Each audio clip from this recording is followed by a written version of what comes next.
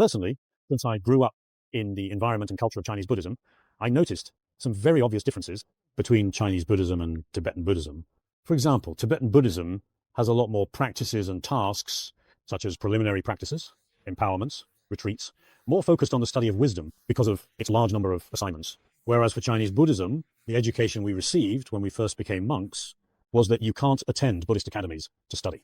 You have to spend quite a few years actually living in the monastery, meditating, and achieve key practice results, like developing renunciation.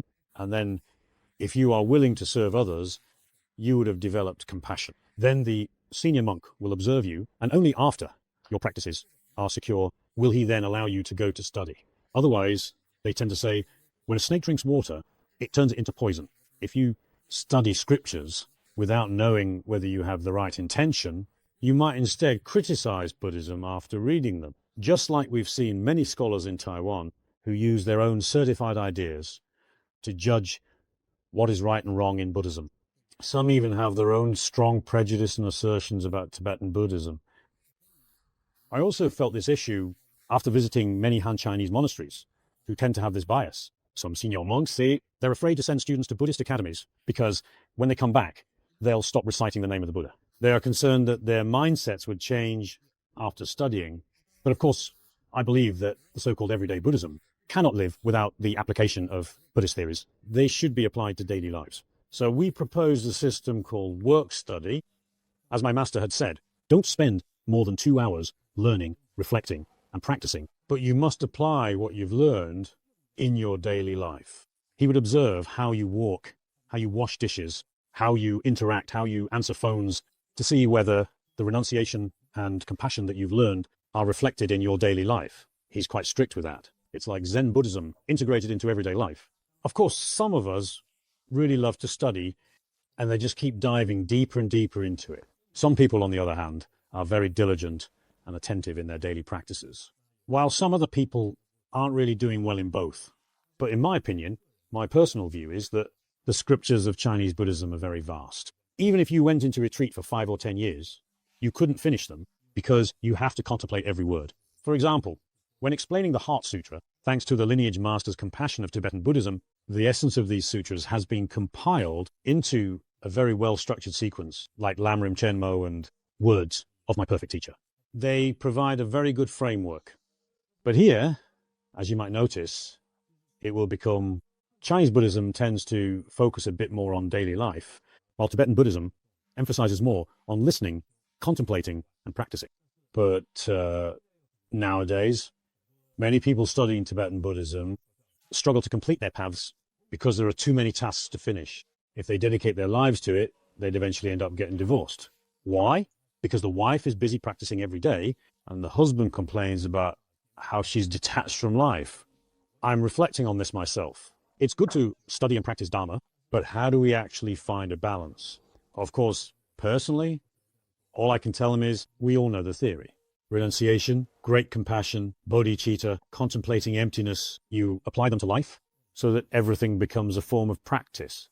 For example, when you're driving in the car, you practice things as illusions. You see them clearly, but not without compassion. For every car, every person by the roadside, every shop, you should wish they fulfill all their wishes so they gain happiness now and then give rise to bodhicitta in the future.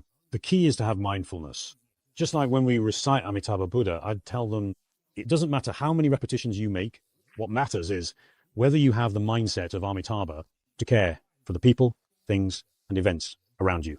It's like reciting Om Mani Padme Hum. Because some people really don't have the time to study, contemplate, and practice the teachings at all, they would feel ashamed that they can't practice. But if there is a way for them to quickly grasp the essentials and enter the stages of Dharma without having to worry about other things, then they can feel at ease knowing that their practice is steady, that they have a lot of compassion, and that they have gained some awareness about life and death. Maybe because the Chinese are more simple-minded, they think that as long as they can be reborn in Pure Land, they'll be satisfied. They recite the Buddha's name, let go of worldly attachments, do their best to fulfill their responsibilities to the world, but when death comes, it'd be like graduation for them. They don't have other worries. This way of thinking is a bit simplistic, but it is how practices in Chinese Buddhism have become, while Tibetan Buddhism has another style. Both traditions have their own unique approaches to practice. However, since a substantial number of Khenpo's disciples are Han Chinese by ethnicity, perhaps Khenpo also have a very effective way of guiding them as a different culture. So this time we also intentionally came to learn about it, since we're Han Chinese as well. Unlike practicing Tibetan Buddhism, we Chinese would tend to observe and judge people based on their behaviors.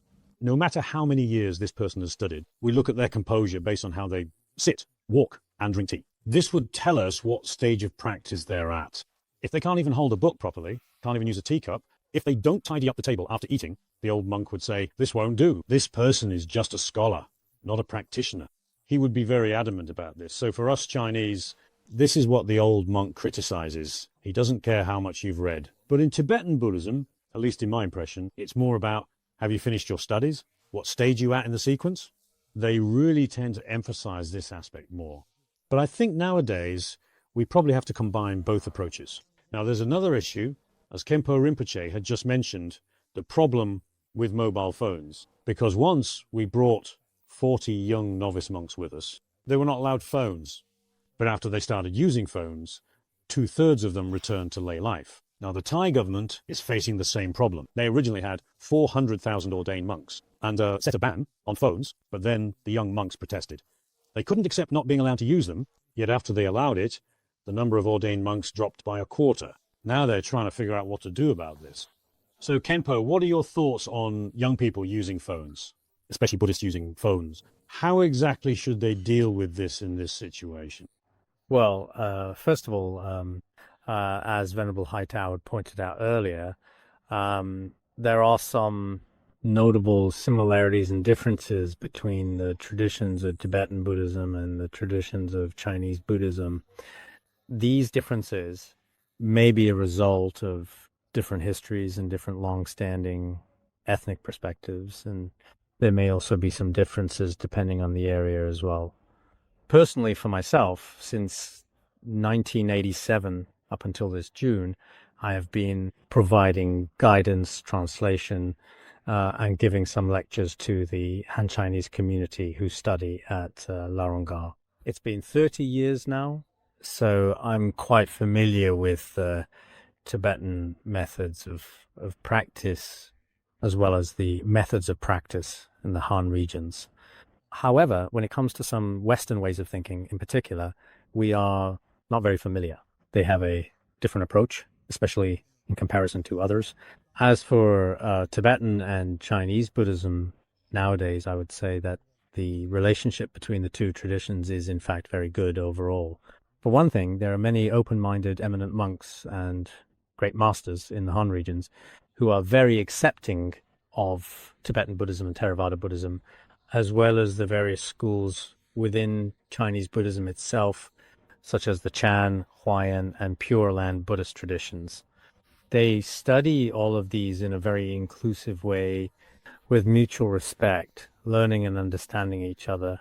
Based on my own personal memories and impression, compared to around 20 years or 30-something years ago, we now have a very good and balanced room and additional opportunities for communication between different kinds of Buddhist schools.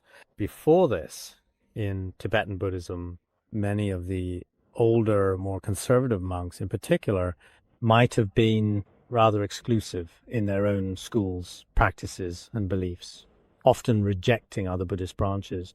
It wasn't just with Chinese Buddhism, even within Tibetan Buddhism itself, among the Gelug Sakya and Nyingma schools, communication within these groups was not always that easy either.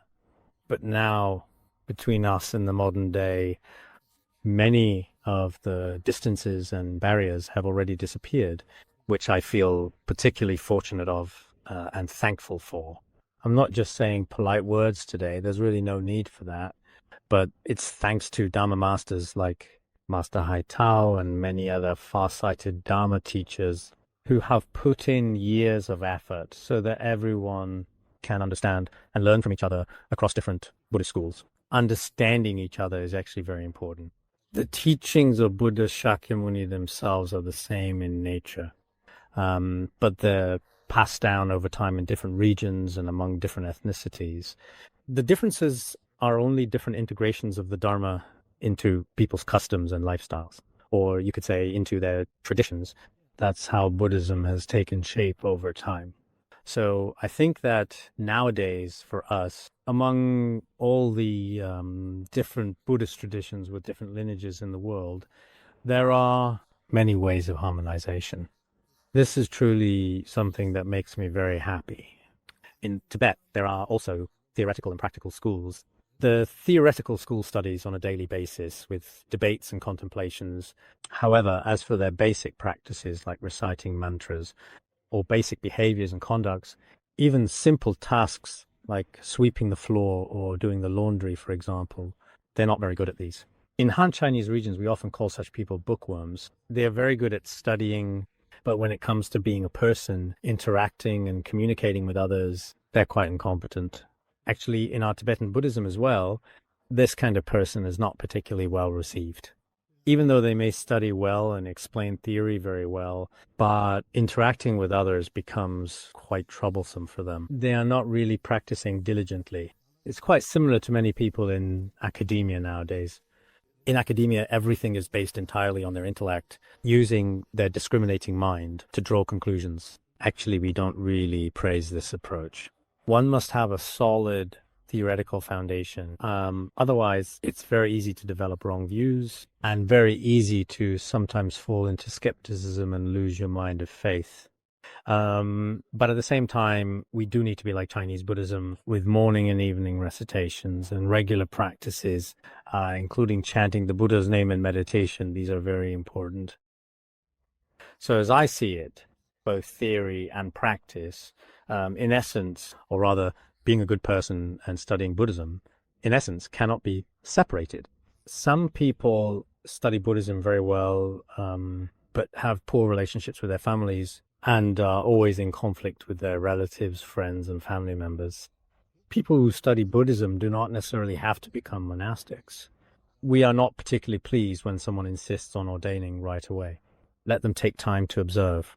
Otherwise, if you have children, or perhaps a husband or a wife currently living at home with you, their lives won't be properly settled after you become a monk, then it'd be very pitiful for them.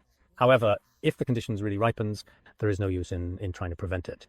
But before that, one should not give up everything on a sudden impulse. A person's family is precious, and if it is damaged in some way or compromised, it may not be good for oneself or for others. So this matter does indeed need to be very carefully considered. Therefore, I think we must integrate the two of being a human and being a Buddhist. Theory and practice must also be joined together, and our faith in Buddhism should learn to blend in with daily life and with society. Otherwise, studying Buddhism, you may feel out of place. After studying Buddhism, you might cause a significant impact on your family, or even have a large negative impact on society as a whole. That may not necessarily be the mark of a truly good practitioner in every case. This is the first point to make. The second point is that, indeed, many of our monastics nowadays are greatly affected by their reliance on mobile phones and such devices. Even our Buddhist Academies board has held many meetings on this issue, discussing if we could collect mobile phones. But in this era of the internet, it's so pervasive, there's nothing we can do. If we confiscate one phone, they might simply buy another one and hide it somewhere safe. So for many things, there really may in fact be no solution at all. As monastics, we often talk about this as well. Now, these days, it's getting increasingly difficult to study the precepts. There are also many external influences. It's not just us monastics, even lay people. Many lay practitioners today used to recite mantras and read books. But now, everyone is practicing Buddhism while looking at their phones. Most information on mobile phones isn't reliable or true.